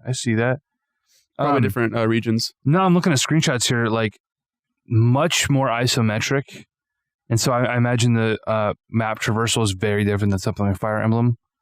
Well, Just that's how all of them are. They were always isometric. very curious. It was really cool though because you would see the depth. So like certain Right. players could have high ground, and it played a lot better than The you what? see. High ground. Oh, You can't win, Anakin. I hate you. But it played a lot better than saying, "Oh, there's a barbarian swinging an axe and hitting like, his groin, and then above his head, then his groin." You know, the fucking 8x8 pixels that you got on Totally. the older Fire Emblem games. Oh, he's on a mountain, I guess. The only game I've played that's like optically comparable to Final Fantasy Tactics. You just said optically comparable, and I just want to high five you for that. Wow. That was a good sounding string of 2 words. Sorry. Yeah, really. Please continue. Dum Dum can talk sometimes. Dum No, Pokemon Conquest. Yeah, that was the Nobunaga's Ambition spin-off game. Yeah, which they did. I was talking to one of our buddies about this, and he schooled me. Now I can't remember what the hell he was saying about how the guys who did Nobunaga's Ambition did 2 different franchises, and it wasn't actually the Nobunaga's Ambition mashup. It was their other franchise that mashed up with the Pokemon. Possibly, but I at can't that, it's remember. like Persona and Shin Megami Tensei. Yeah, it's all the same fucking like thing, it's really. it's like, oh, it's a spin-off, but it's kind of the main series now, and it doesn't really matter. It's the same genre. Right. And that's Koei Tecmo that does Nobunaga's Ambition as well, I believe. Well, they do the Warriors games. Yeah. Okay. Yeah, Dennis, Team okay, Ninja, yeah. they have like all those different studios. Yeah. Okay. But no, the Pokemon Conquest, from what I can tell, is basically just Final Fantasy Tactics with Pokemon. Yeah, because So, those tactic games, yeah. the Ambition title series has been going on for fucking ever. I've never heard of Nobunaga's. No, that's such a hard word to say. Like that was Nobunaga's that was a Ambition. Famicom game, and I believe it actually was released on the NES as well. Like it was Really? localized. It was on Game Boy. It was in the first year of Game Boy. See, I'd never heard of this until I was doing research They about had a Super Conquest. Nintendo title. You probably never heard of it because it's like, oh, what's this really Japanese sounding words? Ambition. Right. You're like, Cowabunga's Ambition? What the fuck is this? Whoa, dude! I love turtles, man. Right. So yeah, I don't even know where we're at now. I'm bad. You're at talking this. about tactics. I'm gonna cut all this You're out. probably just thinking about PlayStation games and like the standout series. Obviously, Final Fantasy's huge. So like spin-offs of that too. Yeah. Wasn't Well, there a Final Fantasy fighting game on a PlayStation? PSP. Was that PSP? really? No, there was. I think there was one on console too. I'm not aware of any on the console, but the PSP one, it got a sequel, so there's 2 on the PSP. Or it wasn't a Final Fantasy fighting game, I guess, but it was a Square Enix fighting game that Cloud was in, It's above my pay grade, boys. and like Tifa and like some other like Square properties. And I'm thinking as loud as I can right now, but I don't even really care. Something Because it was about probably- this sounds familiar. But it was probably an ass game, which is why they never made another one. Or, yeah, no, there would be no reason they would be like Look it up guest while- use characters the in power of the Virtua cloud. Fighter or anything. To Right. render all these buildings. Oh man. So Final Fantasy VIII was your game that you never got to play as a child, and you went back and it unfortunately let you down. Oh yeah. Final Fantasy VII was that for me. I've tried to play it like almost every year, probably since. So like several years ago, I found every Final Fantasy game on PS1 at a garage sale. Got the lot for like $20, Damn. including the anthology and all, everything. I was like, finally a chance to sit down and play this, and I tried. And every year since then, I've tried. I bought the Steam version, thinking this would be slightly better, a little more modern controls. So what is this fighting game called? Oh wow. This fighting game is Air Guys. It's actually like Final Fantasy licensed characters Yeah, in this fighting game. It's Squaresoft made a fighting game, Okay, and it has Cloud in it and on the cover, Square made a fighting game. and then a bunch of other people that I do not recognize. Yeah, 98. Wow. Really, Yeah, I never played really that. very bizarre. PlayStation has one of the like all-time libraries. I mean, obviously that was like RPG Machine. Oh yeah. I mean, there's still RPGs every year I learn about that I had never heard of. And you could probably continue living without hearing about half of them anyway. So, Well, Yeah, that's fair true. enough. A lot of them are pretty not great. it doesn't even matter. Like they could be great, but after playing so many RPGs, they're kind of copying each other at the They're all time. the same. Uh-huh. And there's a lot of them, but if you've played one of them, I feel like you've played them all to an extent. It's the ones that stand out and have unique mechanics or very, very good stories that you really should care about, I guess. So any games like that for the 64, you just never had the chance to really put time into, and you went back as an adult? I'm trying to think, because I was fairly blessed and got to experience a lot of the first party titles. PTO. And then the rare titles, which were, essentially first party. But a glaring one that stands out to me, just thinking about it right now, is Conker's Bad Fur Day, Oh, Yeah. brother. which, obviously my mom wouldn't let me play GoldenEye, so this was not a game I was going to get hard M For sure. on that game. Also came out in like 2002 or some bullshit, like way too late. Nobody played that game. It came out late. It was an $80 Your fucking boy game. got it.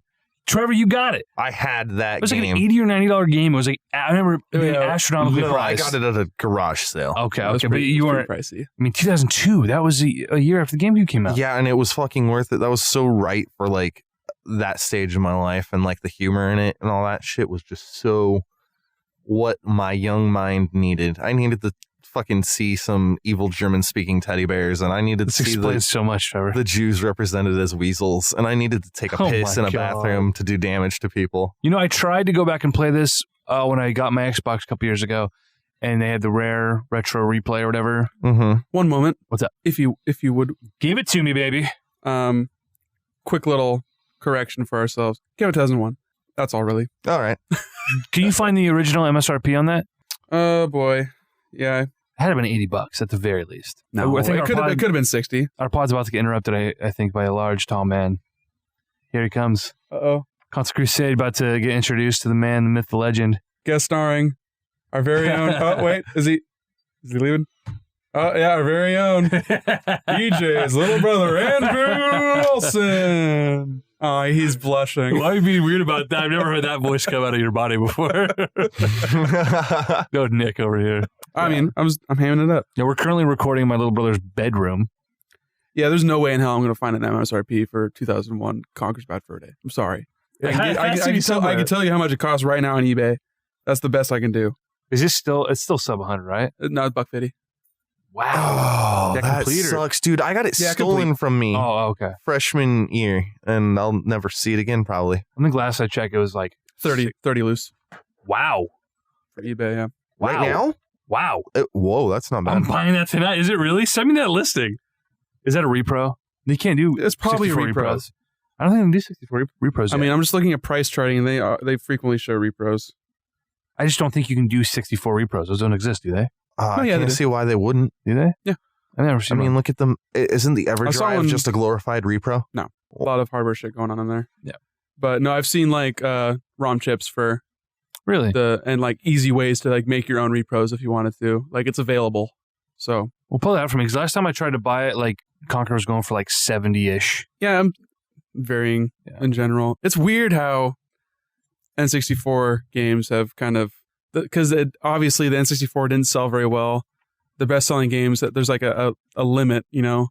Best selling game obviously Mario because it was a pack in. Right. Not really, but that was Which is the game. only game It was available. the only game you That could and buy. Pilot Wings So at launch.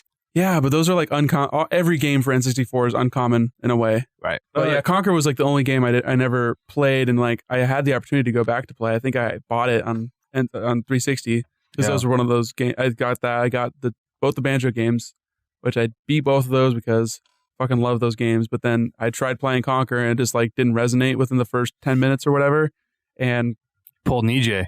I just fucking Said, I "Fuck this dropped it. game." I was playing. No, I didn't say fuck this game because I'm not a EJ. You just get for some reason you get mad. I get mad. And me, I just get bored.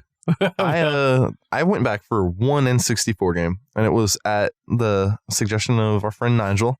Made me go back and play Aiden Chronicles. Ooh, yeah, that's One one of I've heard. 3 RPGs on the 64. Exactly. That came about from me going, yeah, there were no RPGs on the 64, and him going, oh, dude, I went ASPI for like 900 hours, and handed me this Wow. cart that I don't know how his save battery still was going, but he Yeah. wasn't not lying. They use Uh, double Aiden A's in the Chronicles. N64. Yeah, no shit. What RPGs were there? Paper Mario, Quest, Quest 64, obviously, Aiden Chronicles. Tactics Ogre.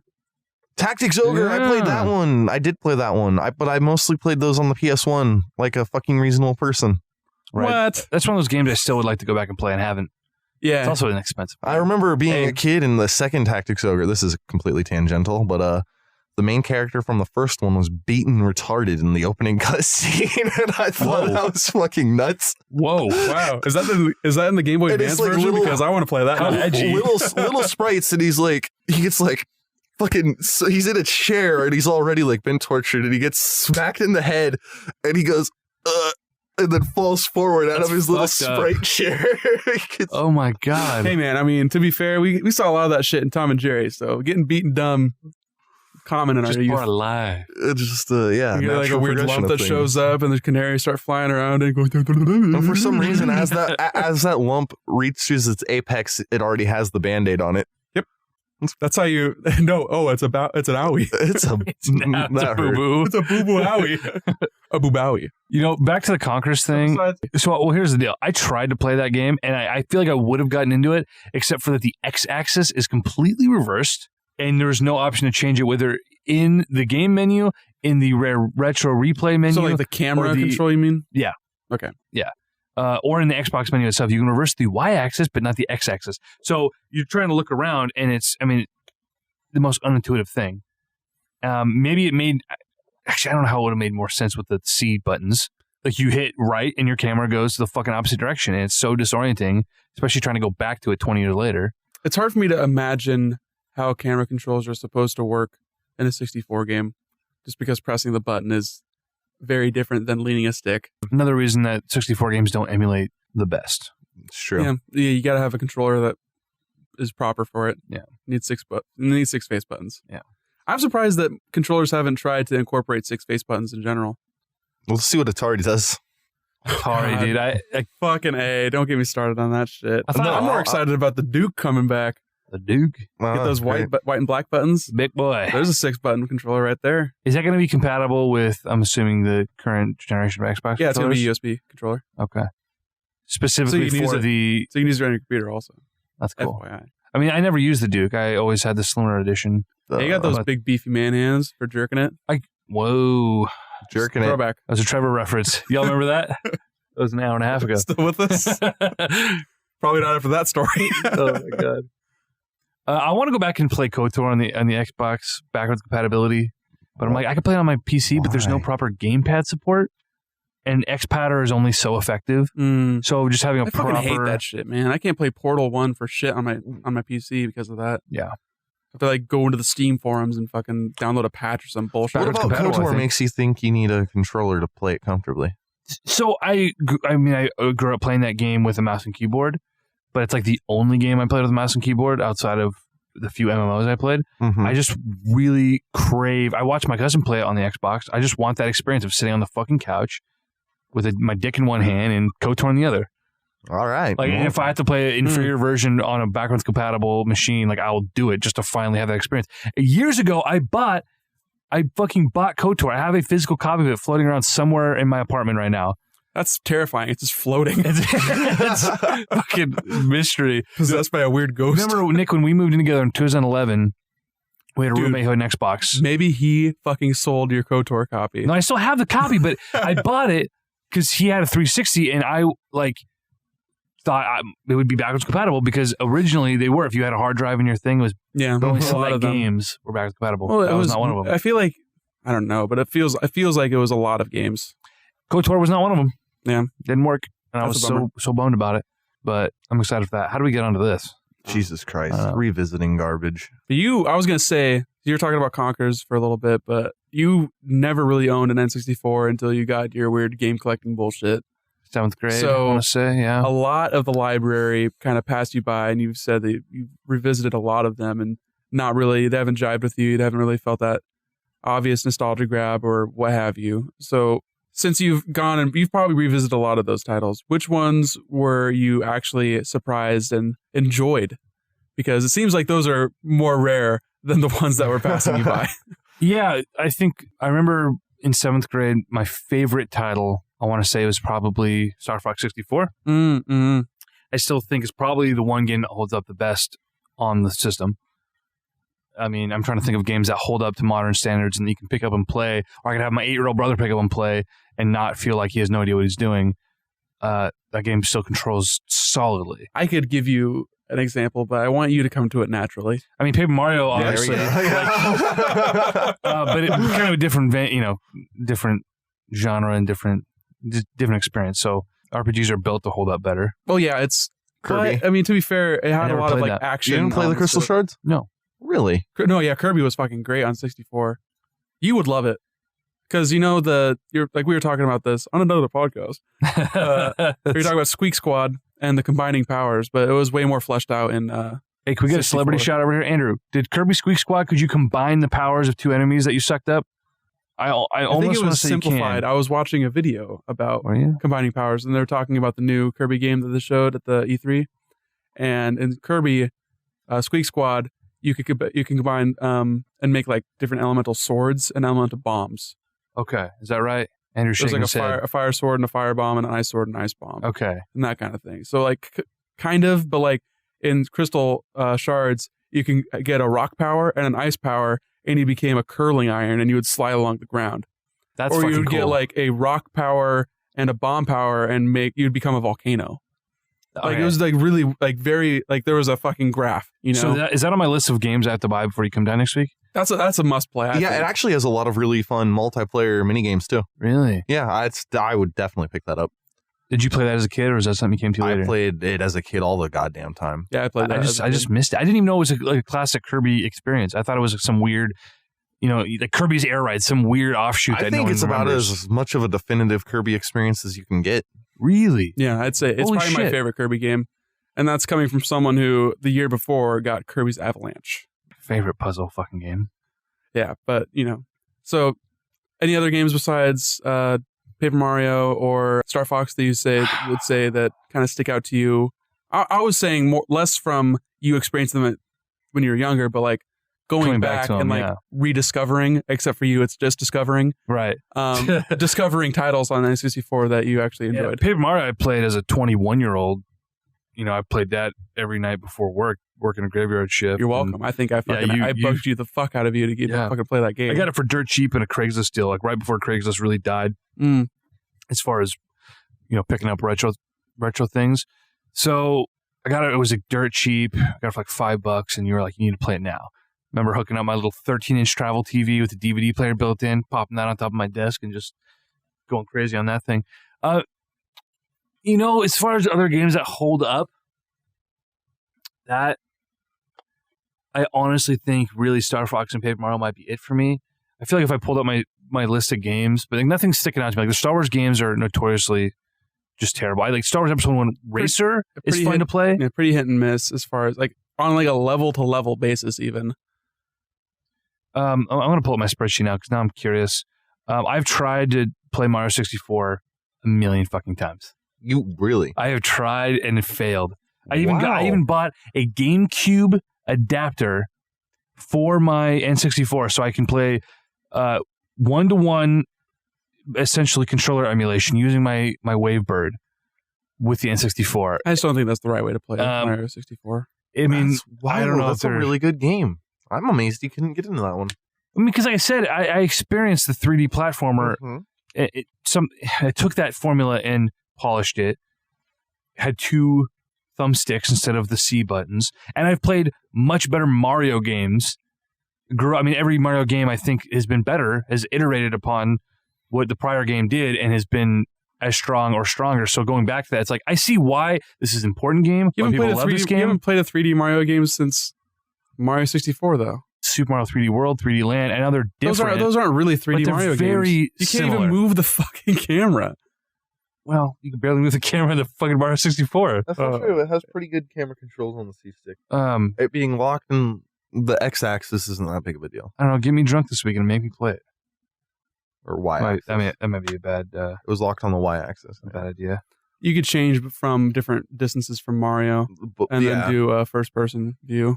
So And you could hold a button to fix the camera, and then you can play an entire level while fixing the camera, Oh, that's right. which Yeah, is wild. That seems like a really fucking asinine challenge that you could put on yourself if you wanted to. Mm-hmm. I think the best N64 games have had like HD remakes, like Majora's Mask and Ocarina of Time, and those still are solid experiences with a little better graphics and modern controls. Pokemon Snap, Well, I what you mean, talking hardly about? modern controls, because they had to make those games without a second. There's not even C buttons in that game.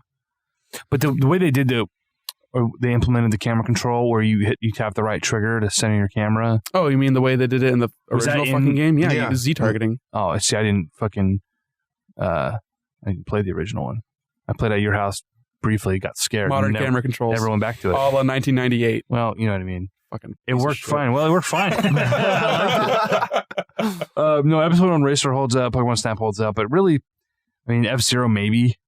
Yeah, it's a game I never played. But it's like there are a million versions of that. Like you never need to play it that. actually doesn't hold up There's that 4 well. versions of that. Yeah, and I guess Diddy Kong Racing. Yeah, Diddy Kong Racing's still a cool that's so experience. good. But I'm looking at the other games on my list. I'd say Mario Kart is still worth playing. Mario Kart 64 is not a bad game to play. No, that's true. It's not the best Mario Kart game, obviously. But if you have like any other Mario Kart game to choose from, like why would that be the one you play? To listen to Toad go, wahoo! Here we go! That's the reason. Hey, before his voice became like really, really bad. Oh, he's so adorable. And I'm a Luigi, and I'm gonna win. I'm gonna win. He sounds so evil. It's so frightening. tight. It's awesome, I think. Personally, IMO. I feel like, do we need to wrap things up soon? I don't know. Or do we have a few more minutes on us? I guess I should be looking at the person who wants to set his computer back up over here. I got minutes in me. You got minutes? You got fair, minutes? I feel like this is kind of wound down. I think we've had a pretty good top. Well, you know what I wanted to touch on and get your guys' opinion on was we need one more little bit. Some of the really bad PS1 games that I grew up playing. And now that Andrew's in the room, he might be able to chime in. Andrew says, I don't know about bad. Something about Beast Wars? Is that what I heard? Terrible fucking game, dude. I've been looking for it. That Beast Wars game is not that bad. There's 2 of them. There's the game was bad when we were kids, and it holds up even less today.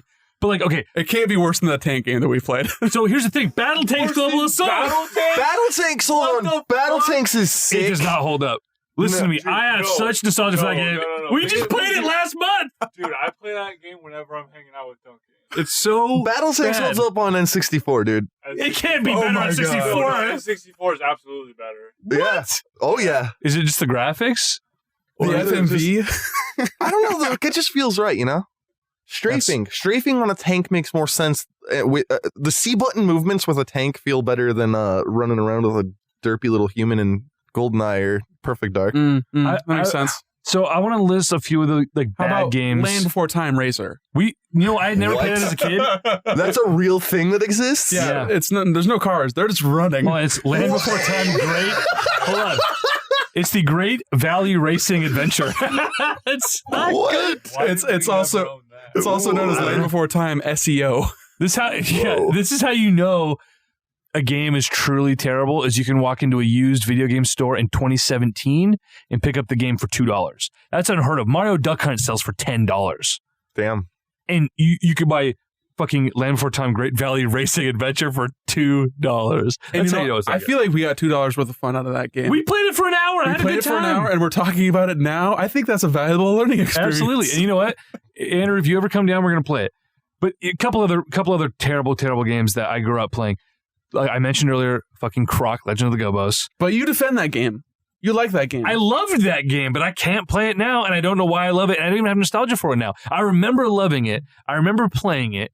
I remember breaking the disc. That's what nostalgia is not necessarily knowing how you feel about it now, but remembering that you loved it. But so many things I can experience now, and it takes me back, and it makes me feel like I can watch Dragon Ball Z and remember like flipping on the old tube TV and hoping my mom didn't catch me watching this. Like, Next time I feel on it. Croc. Right? The Gobos. The Gobos. Dude, tons of licensed game. Tarzan was a fucking killer platformer. That holds up. Still tons of fun. I mean, it holds up as well as I think there's probably a Game Boy version of that. It was one of those titles. It was everywhere. It was on 64 as well. I don't know if it's the same version or if it's comparable. Because you made by the same people. It just used the same box art for some inexplicable reason. That happened a lot less as you got along into this generation. It was a lot more in the Genesis, Super Nintendo era, but it happened quite frequently. Well, what else is there? Obviously, we mentioned the Toy Story game on PS1. Andrew, you remember the Toy Story 2 game? We played the shit out of that. Buzz Lightyear. Did I mention A Bug's Life? Did I just say A Bug's Life? No, I mean just all the Disney properties, basically. Tons of one. What you're saying is Disney. Holy shit! Mickey's Magical Kingdom Racer or whatever. Yeah, there's a lot of good Mickey games. That was a killer car racer. A lot less on PlayStation 64 that I remember. Yeah. More on Super Nintendo. Either of you ever played fucking Lara Croft, Tomb Raider? Oh, yeah. Or what about the Lego racing game real quick before that leaves my mind? Never played the Lego racing game, but I did play the Lego City. Dude, the Lego racing game was so dope. Crash Team Racing was cool. CTR. That was more PS2 for me. I played the PS2 version. It was like Nitro Kart. Yeah. I want to say. I remember that, yeah. I just want to make sure I say before we go that if on the topic of PS1 games, I didn't get to talk about it, but Digimon World 3, play it. I push it every time. every time I go into the store down by my place, I look for it. And they had like Rumble Arena or something. Rumble Arena's all right. Is that like the Pokemon Stadium of Digimon? No, it's actually like the Smash Bros of Digimon.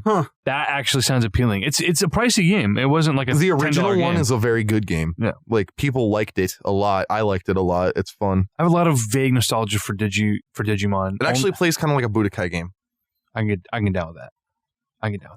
That. Did you guys ever play? I know you had to have. My favorite GTA fucking ripoff, Driver. I thought you were gonna say Spider-Man. No, I didn't mention Spider-Man and Spider-Man 2 Enter Electro. Absolutely PS2 love games, those weren't they? games. No, the PS1 games. I had the Spider-Man game on N64. Red cartridge. Swag AF. Yeah, dude. Damn. Yeah, I would get that just for the fucking cart. Oh.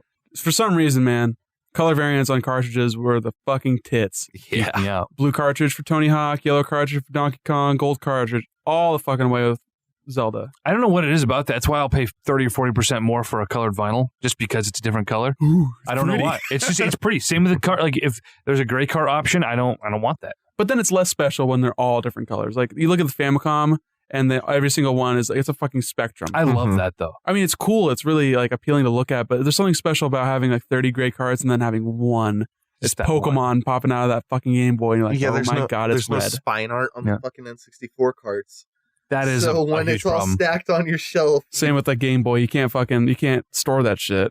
Why Yeah. was Nintendo still using cardboard boxes? Yeah, Like makes no Genesis sense. was using fucking plastic shells in Way ahead of 1988. their time. Plastic shells with the fucking hanger for the rack built onto the Brilliant. back of them. God Brilliant. damn, Sega, yeah. why did you have to do what you did? You know, I bet Sega, they stopped being a company. They lost all their money because of their packaging. Nintendo Oh, was shit. saving millions of dollars a year by using that. I know cardboard. you're trying to be a funny man, but like, what if there's some truth to that? That can't be the case. And like, you know, it's a toy for kids, you know? You don't keep the packaging for your action figures. Only some like autistic collector does that. If you're a little kid playing with a toy, you throw that shit away. You want the goods. But it's like, especially with cartridges which are prone to, you know, exposure issues. You leave them in the sun, they get all fucked up. You leave them out, and the dust gets in them, and that's why your games didn't work. Then you just have to spit in them, and they work even less. I had controllers that were chewed up, not because we had a dog, but because I was a little child. And I chewed through a cord, and it still fucking worked because Sure. Nintendium, as I Nintendium, Nick's trying to stroke out over here. indestructible shit that they use to make their goddamn products. Well, you know, 1988, 64 was 1995. 6. Shit. 3 years later, so using cardboard boxes. And I don't know how they didn't, you know, because look at, like, can you imagine the PlayStation games came in like a plastic sleeve and then you threw the sleeve away? Like, we destroyed a fair share of they, this. that's didn't, different. they didn't do Is it it initially. though? Yeah. The Super can't Nintendo scratch a had cartridge. spine art though. The whole thing, actually, the practicality of this comes down to a lot to do with like the spine art. You can have the box or you can have spine art. Right. You got to have one or the other. Nintendo did neither on the N64. No end labels. No end labels. Yeah, and that was one Well- thing that they fucked up from Super Nintendo to 64. Yeah. Super Nintendo, you could have your shit stacked up and know what game you're picking out. Mhm. The NES? Yeah. Label wrap around NES enough? had Okay. end Mhm. labels. It was 64. Now there's a website that sells these custom end labels that almost every collector I've ever seen, they buy those. And I mean, it's a solid investment. Not me though. I'm super autistic, and I put them in a big, giant plastic clamshell and print my own cover Genesis art. style. Yeah, I have the tabs on them. I actually have a giant corkboard that I hang them from. that's not true. Just wait. You're actually opening up It's your own game not crazy. super far from reality though. Yeah, no, I get pretty bad about it. But But dude, no, I think this has been a fun conversation. I like being able to actually look at you fuckers in the face. I for one hate it. That's why I keep looking over at that chair because I can't think while I'm looking into your sultry gaze. I know. I probably have Chinese food in my teeth and my hair. I look like a scary clown man. Scary Rayman. birds that look like EJ.tumblr.com. Dude, Nick's always referencing this shit. Make this shit. Link me. Give me a subreddit. Okay. Are birds that look like EJ? Yes, please. No, I know. There was we had all these ideas. And by we, I mean, I had all these ideas of how this conversation would go. And we kind of went fucking all over the place, but I think it was okay. Welcome to a conversation, EJ. Yeah. Whoa, we started talking about one thing, and then we ended talking about something else. Wow. Really? You got to make a host feel special. Hey, man, I think we're co-hosts almost. Even though I make you do all the heavy lifting. Like saying host, I wasn't trying to imply that you were not a host. You were obviously an equal host of this. Nope. Aren't we all just Andrew's hosts? Exclusion. Andrew's hosting us. Yeah, I think I'm the host. That's what I meant. That is what you I meant. didn't say it the way I wanted it to be. But we knew thought what you of. meant. Yeah. But we corrected you anyway. Thank God. That's what friends are for. Oh my God. Well, this has been the Constant Crusade podcast. To my left is the man, Trevor Chaffee. Is it Chaffee? Really? It's Shaffy. Shaffy. Yeah. Shaffy. Yeah. Where can we Shafy. find you on the internet in case our 3 listeners want to check you out because you've got some hot takes? At Trevorion everywhere. How do you spell that? TREVOREON. Trevorion. Oh, like the Eevee. Like the Eevee. Nice. Do we have any art? Trevorion art? Have you commissioned this? My ex-girlfriend made a couple pieces for me, yeah. How come I haven't seen this Trevorion? I This don't know. evolution. I got Espeon like little ears. It's very cool. I love it. Very kawaii. Is that your persona? Segway. Yeah, that's my fucking persona. Oh my Give God. me, Daddy. Okay. On that note. Oh, man, I just got way too hard. On that fucking note. To my right is Nick Durheim. You can find him at Press Till Death on Twitter. Hey.